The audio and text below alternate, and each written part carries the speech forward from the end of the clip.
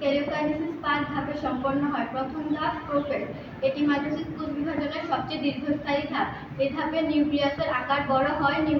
Nuclear জালিকা ভেঙে গিয়ে কতগুলো নির্দিষ্ট সংখ্যক আঁকাবাঁকা সুতার মতো অংশের সৃষ্টি হয়। এগুলোকে ক্রোমোজোম বলে। ক্রোমোজোমগুলো লম্বালম্বিভাবে বিভক্ত হয়ে দুটি ক্রোমাটিড গঠন করে। এগুলো সেন্ট্রোমিয়ার নামক একটি বিন্দুতে যুক্ত থাকে। দ্বিতীয় ধাপ প্রোমেটাফেজ। এই ধাপে নিউক্লিয়ার পর্দা ও নিউক্লিওলাস প্রায় বিলুপ্ত হয়ে যায়। কোষের উত্তর মেরু থেকে দক্ষিণ মেরু পর্যন্ত বিস্তৃত কতগুলো তন্তুর আবির্ভাব ঘটে। এগুলো মাকুর আকৃতি ধারণ করে, তাই এগুলোকে স্পিন্ডল যন্ত্র বলে। স্পিন্ডল যন্ত্রের মধ্যভাগকে বিষুবীয় অঞ্চল বলে। প্রাণীকোষের সেন্ট্রিওল দুটির চারদিকে বিচ্ছুরিত রশ্মির মতো কতগুলো স্টার রশ্মির আবির্ভাব ঘটে এবং কোষের উত্তর মেরু থেকে দক্ষিণ মেরু পর্যন্ত উত্তর মেরু থেকে দক্ষিণ মেরু পৌঁছাতে কতগুলো তন্তু গঠন করে।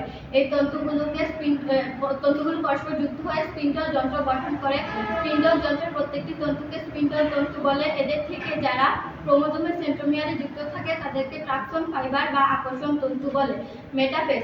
এই ধাপে ক্রোমোজোমগুলো স্পিন্ডল যন্ত্রের বিষুবীয় অঞ্চলে আসে এবং সেন্ট্রোমিয়ারের সাথে তন্তু দিয়ে আটকে থাকে।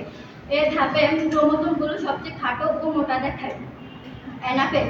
এই ধাপে ক্রোমোজোমের সেন্ট্রোমিয়ারগুলো দুভাগে বিভক্ত হয়, ফলে প্রত্যেকটি ক্রোমাটিডে একটি করে সেন্ট্রোমিয়ার থাকে। ক্রোমাটিডগুলো পরস্পর থেকে বিচ্ছিন্ন হয়ে যায়। এই অবস্থায় প্রত্যেকটি ক্রোমাটিডকে অপত্য ক্রোমোজোম বলে। ক্রোমোজোমগুলোর